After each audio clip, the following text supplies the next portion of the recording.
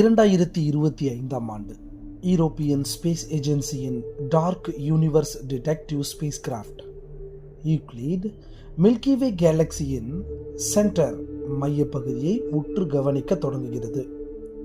சுமாராக 26 மணி நேரம், just one day ஃபுல்லாக ஆராய்ச்சிகள் செய்யப்பட்டது. இந்த சமயத்தில் தான் இந்த ஸ்பேஸ் கிராஃப்ட் ஒரு ஸ்டன்னிங் ஃபோட்டோவை எடுத்து ரிலீஸ் பண்ணுது. இந்த ஃபோட்டோ தான் இதுவரை மில்கிவே கேலக்சியின் சென்ட்ரல் ரீஜியனில் எடுக்கப்பட்ட one of the detailed image என்று ஆராய்ச்சியாளர்கள் நம்புகிறாங்க. சுமாராக 60 மில்லியன். சரி, அதெல்லாம் இருக்கட்டும். அதுக்கு முன்னாடி இந்த இடத்துல எடுக்கப்பட்ட இந்த இமேஜை பார்த்துட்டே வரலாம் வாங்க. பாருங்க, சுமார் பூமியிலிருந்து 26,000 ஒளியாண்டுகள் 26,000 லைட் இயர்ஸ் தூரம் போக போகிறோம். நாம் ஒளியின் வேகத்தில், அதாவது நொடிக்கு 3 லட்சம் கிலோமீட்டர் ஸ்பீடில் போனால் கூட இந்த சென்ட்ரல் ரீஜியனுக்கு போக 26,000 ஆண்டுகள் ஆகும். இங்கே தான் நாம் கவனமாக பார்க்கணும். இந்த சின்ன டைமண்ட் போல இருக்கும் இடத்துல மட்டும்தான் இந்த ஃபோட்டோ ஷூட் நடத்தப்பட்டிருக்கு. இந்த ஸ்மால் சைஸ் ஃபோட்டோவில் ஏன் இவ்வளோ நிறைய குட்டி குட்டியாக இருக்கக்கூடிய இடங்களை நாம் பார்க்கலாம். அது வேற ஒன்றும் இல்லை, அது எல்லாமே ஸ்டார்ஸ், நெபுலா, ஸ்டார் கிளஸ்டர், இப்படி சுமாராக 60 மில்லியன் கணக்கான நட்சத்திரங்கள், அதாவது 6 கோடி நட்சத்திரங்கள் அந்த சிறிய டைமண்ட் ஷேப்பில் இருக்கக்கூடிய இடத்துல இருக்கு. இந்த சின்ன சைஸில் மட்டுமே சுமார் 60 மில்லியன் ஸ்டார்ஸ் என்றால் அப்போ ஒட்டுமொத்த கேலக்சியை கற்பனை செய்து பாருங்கள். இதோ இந்த கேலக்சி தான் நம்ம மில்கிவே கேலக்சி. இதோ இங்கே பாருங்க, இதில் ஸ்டார்ஸ் மட்டும் இல்லை, எம்டி டார்க் ரீஜியன் இருப்பதையும் நாம் பார்க்கலாம். அது எல்லாமே டஸ்ட் அண்டு கேஸ் கிளவுட்ஸ். இந்த இடத்துல தான் அந்த இடத்திற்கு பின்னாடி இருக்கக்கூடிய பேக்ரவுண்ட் ஸ்டார்ஸோட லைட் எல்லாமே இந்த டார்க் ரீஜியன், அந்த லைட் எல்லாத்தையுமே இந்த டார்க் ரீஜியன் அப்படியே அப்சர்வ் பண்ணிவிடுகிறது. இந்த கிளவுட்ஸ்கள் தான் ஸ்டார்ஸ் உருவாகக்கூடிய இடங்கள், ஸ்டார் பர்த் ரீஜியன்னு சொல்லலாம். இதில் ஓப்பன் கிளஸ்டர் NGC 6451 நட்சத்திர கூட்டம் இருப்பதையும் நாம் பார்க்கலாம். இந்த NGC 6451 ஓப்பன் கிளஸ்டர் நம்ம பூமியிலிருந்து சுமார் 8700 ஒளியாண்டு தூரத்தில் இருக்கு.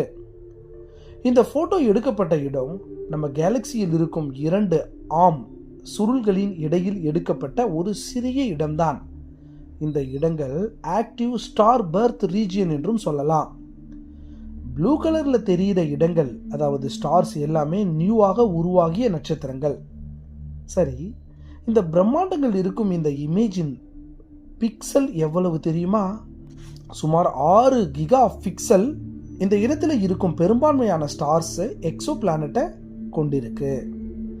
இந்த சென்டர் ரீஜியனில் கேலக்டிக் பல்ஜ் என்றும் சொல்லப்படும். இந்த இமேஜை பாருங்க. நீங்கள் பார்த்த அந்த வீடியோவில் காட்டப்பட்ட இடம் இதோ இந்த சிறிய இடம்தான். கடந்த சுமார் 20 வருடத்தில் மட்டும் இதுவரை இந்த இடத்துல மட்டும் 300 எக்ஸோ பிளானட்டை கண்டுபிடிச்சிருக்காங்க. 51 பிளானட்டரி சிஸ்டம்ஸ், அதாவது நம்ம வேற்று சூரிய குடும்பம், அதாவது நம்ம சூரிய குடும்பம் போல இருக்கக்கூடிய மற்ற நட்சத்திர குடும்பங்கள் இந்த இடத்துல கண்டுபிடிக்கப்பட்டிருக்கு. இதோ சரியா இந்த இடத்தை பாருங்க. கேலக்சியில் டெலஸ்கோப் இங்கே தான் பார்த்துட்டு இருக்கு.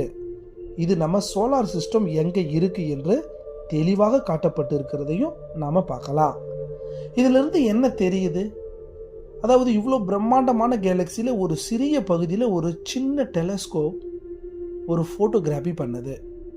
அந்த ஃபோட்டோகிராஃபியில் சுமார் 60 மில்லியன் நட்சத்திரங்கள் இருப்பதாக கண்டுபிடிக்கிறாங்க. நம்ம மில்கிவே கேலக்சியோட சைஸ் பார்த்தீங்கன்னா சுமார் 1 லட்சம் ஒளியாண்டு அகலம். அந்த 1 லட்சம் ஒளியாண்டு அகலத்தில் இந்த ஃபோட்டோ ஷூட் எடுக்கப்பட்ட இந்த சின்ன இடத்துல மட்டுமே இவ்வளோ இருக்குன்னா அப்போ நம்ம மில்கிவே கேலக்சியில் எவ்வளோ இருக்கும், எவ்வளோ மர்மங்கள் இருக்கும். நம்ம மில்கிவே கேலக்சியே இந்த பேரண்டத்தில் ஒரு சின்ன பீச்சில் இருக்கக்கூடிய மணல் துகள்களில் ஒரு சிறிய மணல் துகள்னு சொல்லலாம். அவ்வளோ சின்னது நம்ம மில்கிவே கேலக்சி. அப்போ இந்த பேரண்டத்தை கற்பனை செஞ்சு பாருங்கள், அப்படியே பிரமிப்பின் உச்சிக்கே போயிடுவீங்க. வீடியோ பிடிச்சிருந்தா நம்ம சேனலை சப்ஸ்கிரைப் பண்ணிக்கோங்க. இது உங்கள் அன்பு நண்பன் மோகன்ராஜ்.